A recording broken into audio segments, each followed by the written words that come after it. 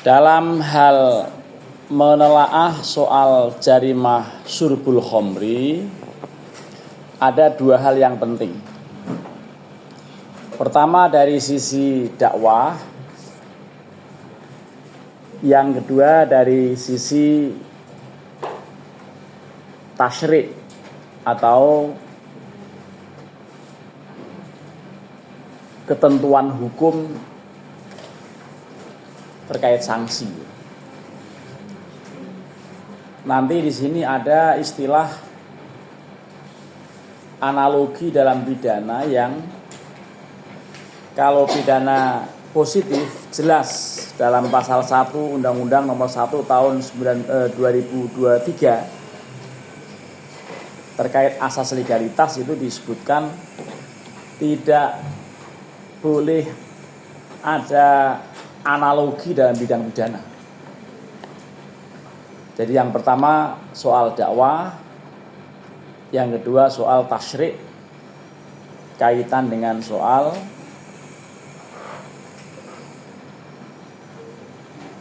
sanksi pidana bagi pelaku syurbul khamri. Kalau zaman dahulu memang hanya diminum. Kalau sekarang macam-macam caranya. Ada yang dihirup, ada yang dimasukkan ke pori-pori dengan cara dilukai lalu ditaburkan di situ. Ada yang dimakan juga, ada yang disuntik. Nah, itu semuanya terkait dengan soal penyalahgunaan narkoba. Pertama dari sisi dakwah yang kita perlu telaah, ayat-ayat yang Allah turunkan soal khamr ini bukan hanya sekali, sampai 4 tahap. Yang pertama pada ayat ke-16, ayat 67. Itu ada kalimat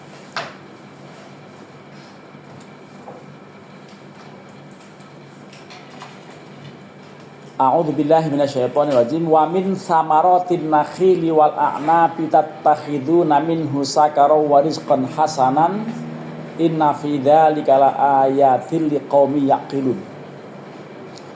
Wa min samaratin nakhili wal a'nabi, dan sebagian fungsi buah kurma dan anggur itu bisa Anda jadikan menjadi rizki yang baik, tetapi juga sarana mabuk. Jadi kalimatnya tattakhiduna minhu sakaron wa rizqan hasanan. Jadi kalian bisa menjadikannya untuk sarana mabuk dan menjadi rizki yang baik. Inna fi dzalika laayatil liqaumin yaqilun. Dalam yang demikian, fungsi buah anggur, fungsi buah kurma, ya. Makanya yang terkenal wine yang mahal itu bisa untuk menjadi sarana untuk mabuk, tapi juga menjadi rezeki yang baik. Gitu. Lalu disebutkan dalam hal yang demikian ada tanda-tanda kekuasaan bagi kekuasaan Allah bagi orang yang menggunakan akal.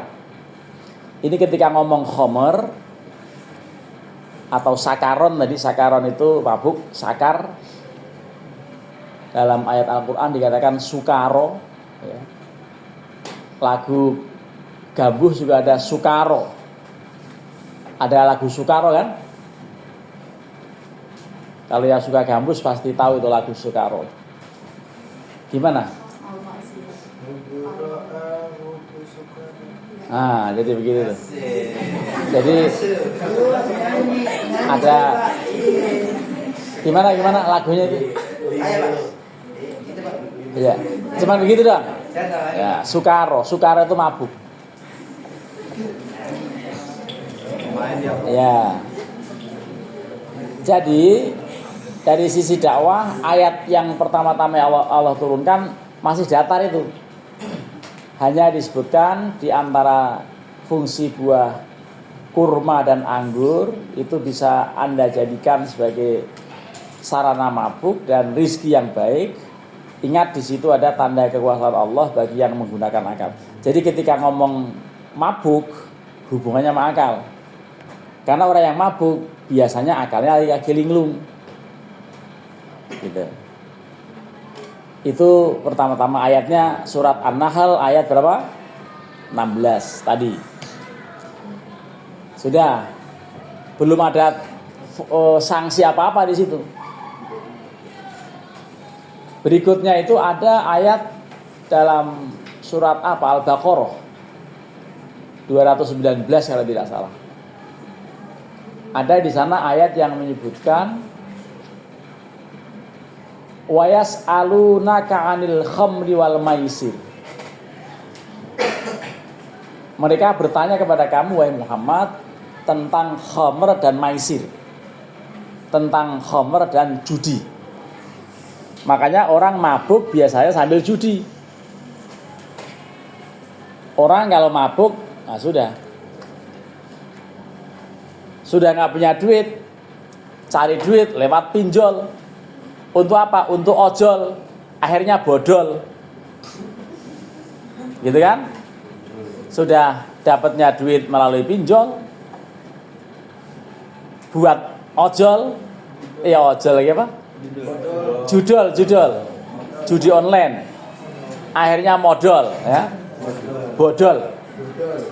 Nah, di situ ayat yang kedua itu sudah ada perbandingan. Qul fihima ismun, jadi wa yas'alunaka 'anil khamri wal maisir. Mereka bertanya kepada engkau ya Muhammad tentang apa? 'Anil khamri wal maisir, tentang khamr dan judi. Qul, jelaskan wahai Muhammad kepada mereka itu. Fihima ithmun kabirun wa manafi'u linnas.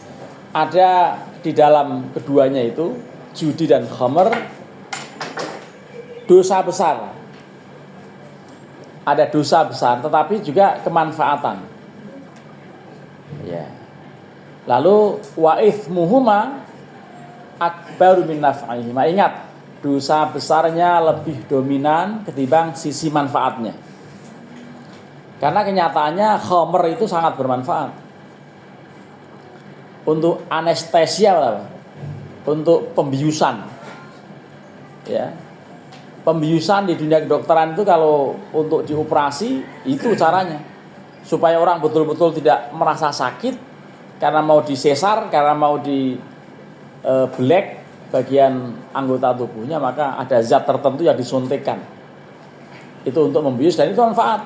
Kalau tanpa itu bisa, ya bukan hanya kesakitan, bisa meninggal jangan-jangan. Ya, karena apalagi yang operasi yang bagian-bagian dalam itu ngeri. Makanya perlu ada zat khamr tertentu yang dokter yang tahu ini penggunaan khamr. Nah, ini yang dalam hal dunia kedokteran itu namanya digunakan secara baik dan benar. Kalau yang nggak baik maka istilahnya apa? Penyalahgunaan narkoba. Tapi kalau dunia kedokteran bukan penyalahgunaan, melainkan apa? Pembenar gunaan. Betul nggak? Digunakan secara benar untuk pembiusan. Apa istilahnya? Anestesi apa itu? Anestesi ya. Jadi maksudnya supaya apa? Nggak sadar. Ini positif. Tetapi kebanyakan ternyata disalahgunakan. Dan Indonesia termasuk darurat narkoba. Kalau data BNN dalam satu hari ada 40 orang meninggal gara-gara zat adiktif ini. Itu Indonesia termasuk darurat. Ya, di gang-gang kecil, di tempat-tempat di kampung, di kota sudah orang banyak sekali. Kalau misalnya nggak punya duit, mereka juga ada cara tertentu yang murah murah meriah, karena sebagian punya pendapat biar miskin asal mabuk gitu. Miskin boleh tapi mabuk tetap, ngelem, beli lem iPhone ya, murah gitu. Biasanya buat ngelem sendal copot lah, tapi dicium-cium, mau dia dicium-cium, ngelem itu linglung, itu mabuk yang ekonomis. Ada yang konyol lagi, pengen mabuk tapi nggak pakai rumus, kerating deng, campur autan, campur oli, campur macam-macam tuh, dicampur. Mungkin juga tai ayam gitu ya. Iya. Nah, itu dioplos, diminum. Nggak tahu takarannya. Kadang campurin bacon sedikit. Nah, karena nggak tahu campurannya, nggak pakai rumus kimia, akhirnya apa? Dalam satu kasus di daerah Jawa Tengah sana, Jawa Tengah Selatan waktu itu, hari Jumat, pas mau Jumatan, orang direpotkan karena harus selesai Jumatan harus mengubur mayat sebanyak 7 orang satu kampung gara-gara ngoplos Jumatan kagak modar ya. Itu pernah terjadi kasus mati bersama gara-gara ngoplos gitu.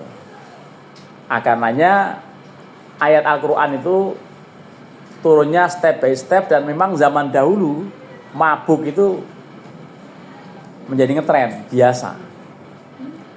Tahap ketiga kemudian baru ada kasus orang ini sudah masuk Islam, sudah sahabat-sahabat Nabi, lagi sholat maghrib, salah satu dari mereka ini ada yang jadi imam, padahal ternyata belum sadar penuh. Sholat maghrib membaca surat Al-Kafirun.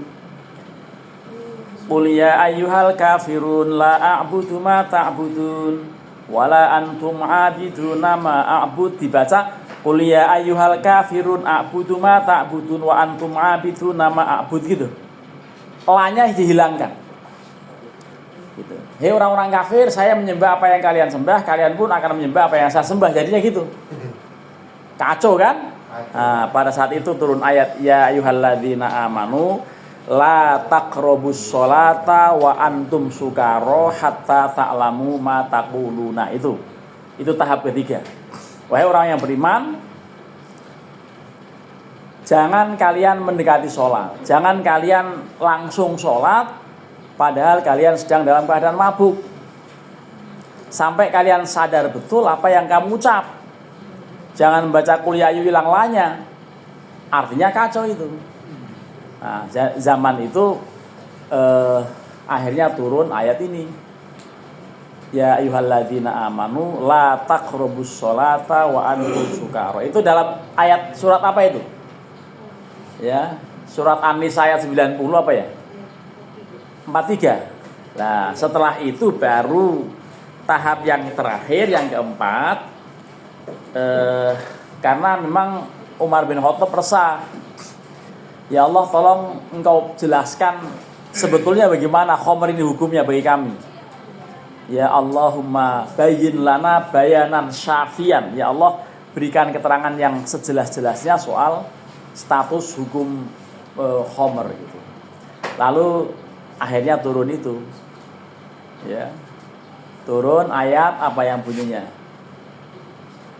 Ya ayyuhalladzina amanu innamal khamru wal maisir wal ansab wal azlamu rijsum min amali syaitan fajtanibuhu la'allakum tuflihun. Di situ tuh.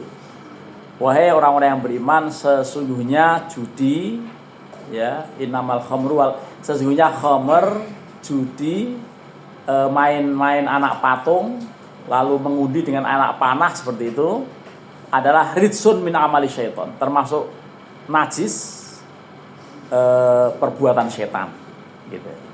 Fastanibu la'allakum tuflihun, maka jauhilah khamr itu jika kalian mau beruntung.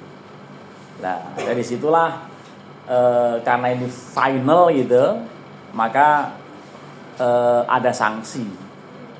Sanksinya apa? Dalam Quran tidak disebutkan, tetapi sanksinya dalam hadis-hadis Nabi.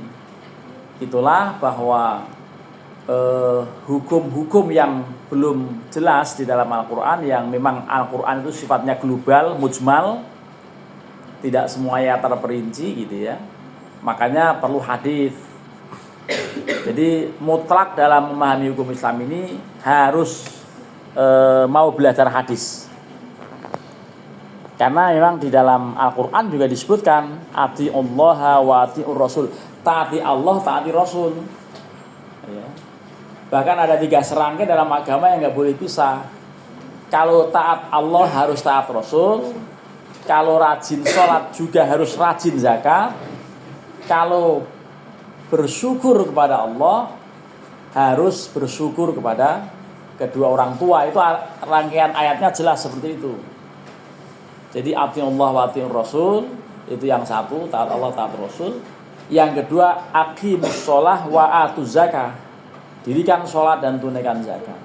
Serta yang terkait dengan bersyukur pada Allah yang juga harus kepada orang tua adalah anishkurli wali walidaika ilayyal masir. Jadi hendaklah kalian bersyukur padaku, kata Allah, juga pada orang tua kalian. Karena kalian ini entar transfer pak, TF pak gitu ya. Yang perempuan yang lagi TF pak gitu. Karena ada semester 5, saya punya anak semester 5 begitu juga. TF pak, tiap hari TF. Hari ini belum sama yang kemarin ya pak, TF gitu. Begitu. Lah kalau kita mau berterima kasih pada Allah, terima kasih juga pada ayah dan ibu. Kalau sudah tiada ayah dan ibu, nah susah itu. Walaupun Allah tetap akan memberikan rezeki melalui jalan lain gitu. Makanya yatim piatu itu juga bisa sukses. Bahkan kecenderungannya sukses kalau mau sungguh-sungguh gitu. Jadi itulah dari sisi dakwah ada perlu step. Ayatnya sangat sangat kelihatan tuh langkah-langkahnya. Lalu dari sisi tasyri' atau penetapan hukum, yang paling penting untuk Anda renungi bahwa asas legalitas dalam hukum pidana yang mengatakan seseorang tidak bisa dihukum kecuali telah ada peraturan perundang-undangan sebelumnya. Jadi tidak ada pidana bila tanpa ada kesalahan, dan tidak bisa orang dipidana kalau nggak ada aturannya. Makanya asas legalitas itu ada dalam pasal 1 ayat 1 Undang-Undang Nomor 1 tahun 2023 atau dalam KUHP ayat 1-nya itu. Yang dalam KUHP lama belum ada konkret kalimat, tidak ada analogi dalam bidang pidana. Lah sekarang sudah muncul itu. Silakan di searching di Google Undang-Undang Nomor 1 tahun 2023 pasal 1-nya. Ya, dicek apa bunyinya, nanti kalau udah ada yang bunyi, ya udah yang ketemu, tolong bunyikan. Ada mengenai larangan analogi.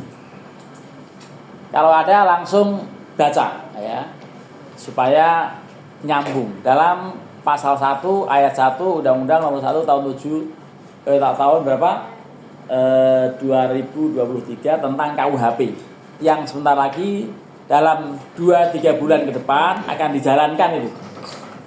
Apa bunyinya? Siapa yang sudah ketemu? Pasal 1 KUHP. Ya. Sudah?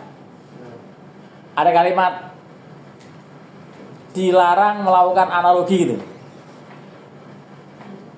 Apa ayat 2? Nah, apa bunyinya?